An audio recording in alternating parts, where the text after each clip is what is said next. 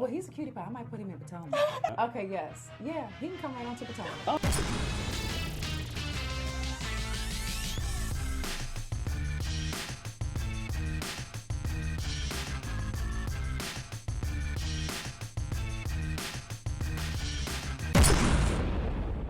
What's up, y'all? It's your boy Richie Scott. We are back with another video. I want to thank you guys so much for tuning into the channel. Listen, if you haven't already done so, please hit the subscribe button down below. Hit that notification bell button so you can be clued into when we drop new content right here on this channel, okay?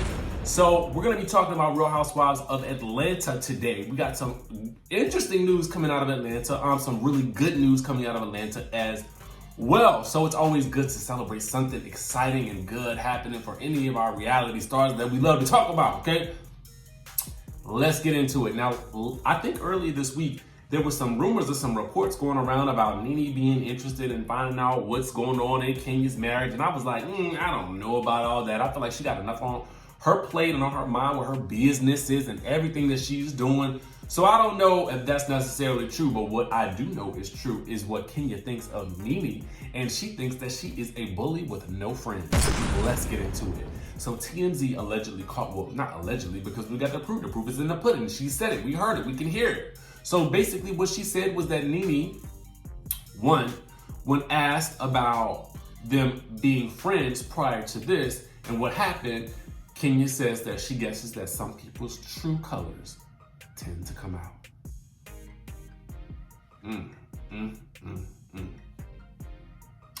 She asked, well, the reporter, it was a dude, was asking, what bothers NeNe the most about Kenya?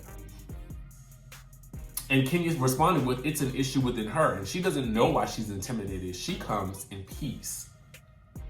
I'm giving a wink on that one. I'm giving a wink on that one, Kenya, okay? She also feels like NeNe's a bully and has bullied everyone on the show. When asked about some of the other ladies, Kenya mentioned that Eva was now on her bandwagon, on her side, and was coming out to her event, and that NeNe has few real friends on the show. And also when asked about whether or not she takes any relationship advice from NeNe since she's been married for so long, Kenya responded with the fact that she doesn't take any relationship advice from NeNe, especially not about wigs. Okay, did you have to go into the wig, Kenya? Did you have to go into the wig? Because you know that's NeNe's, she's the new spokesmodel for a wig line. Okay, so you just basically took a giant poop on her new business endeavor. Oh, shady Kenya. Oh, shady Kenya.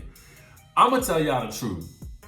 Honestly, I believe that this season is going to be super duper lit, okay? I am here for Kenya Moore's return. Hear me what I say. I do think she's a troublemaker at times, but it's entertaining as heck. Okay, so let's move on to some more interesting and good news. It looks like Miss Porsha Williams and Miss NeNe Leakes are back on good terms. Say it ain't so. Here's what's going on. So Miss Tanya Sam had an entertainment and entrepreneurship panel, okay? And so she invited some of the ladies out to actually speak at the event. And she invited NeNe, Cynthia Bailey, Rasheeda from Love and Hip Hop, and Porsha, okay? So all the ladies came out to the event, they spoke, I'm sure it was highly entertaining. There was a lot of people asking about why Kandi wasn't there.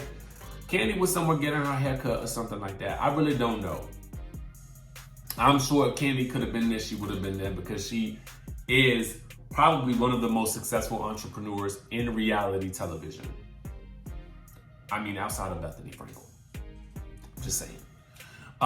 So we can actually see that the ladies are back. You know, at least they're able to sort of be around each other, talk to each other, talk amongst each other. I'm not sure where it's going to go from here, but I can tell you that it does look promising. So I am excited about that. Now, let's also get into some more good news. Because yes, your girl Cynthia Bailey has set a date for her wedding with Mr. Mark Hill. Y'all got me thinking about Basketball Wives. I'm thinking about Mark Lamont Hill, Mike Hill. I'm all confused. I've been doing so much Basketball Wives content that I don't even know who I'm talking about no more. She has set a date with Mike Hill. It's going to be 10/10 in 2020. Now let's talk about this date, shall we? Because it was very smart on Cynthia's behalf to actually do the month of October of next year. Why is that?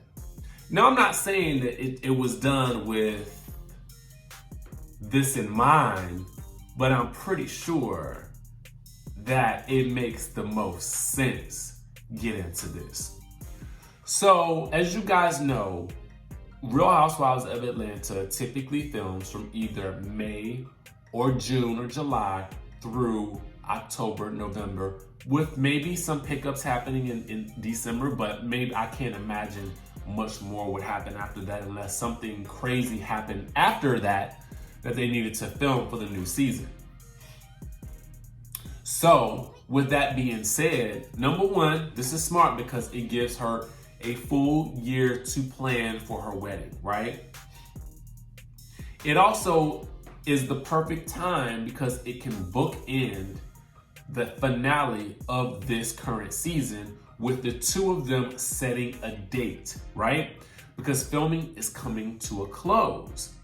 So it makes sense that they would set a date so that when we end on the finale next year in March, we can say, oh, she and Mark set a date in those final title cards. When, you know, at the end of every season, they post what the ladies are up to now, how they actually ended the season. So now we'll be able to see that she actually set that date on the final episode of this current season. Next, it secures her a spot for the next season. Think about it. Bravo loves a wedding. Every network loves a wedding, and they love a fairy tale ending. This is a perfect fairy tale ending for Cynthia as a married woman, and it helps her with a main storyline for the following season, okay? Who's gonna be her bridesmaids? Who, will it be, now that she's cool with NeNe again, will it be between NeNe or Cynthia as the matron of honor?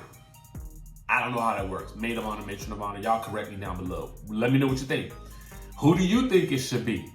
The other thing that it does is, who's going to be in the bridal party? Who's a bridesmaid? Is Porsha a bridesmaid? You know what I mean?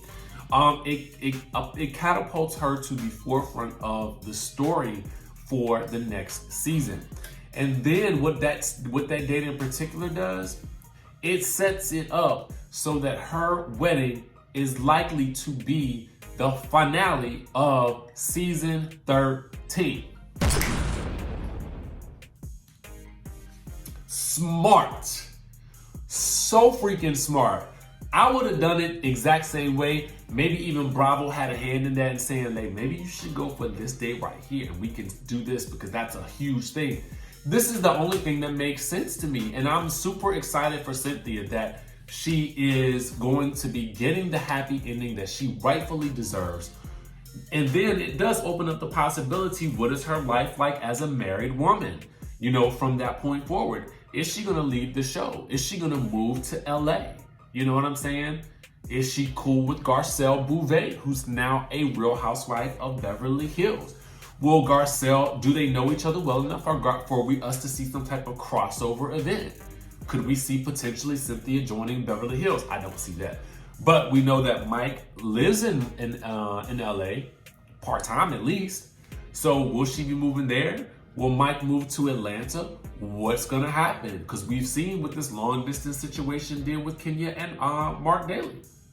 So lots of questions to be asked, lots of things to be concerned about, but for the most part, we are excited, and we're excited to see this new storyline for Cynthia. Kudos to her, and I think that this is gonna be an amazing season. Now make sure you guys comment down below, hit the subscribe button, and then also hit that notification bell button, and I will see you in the next video.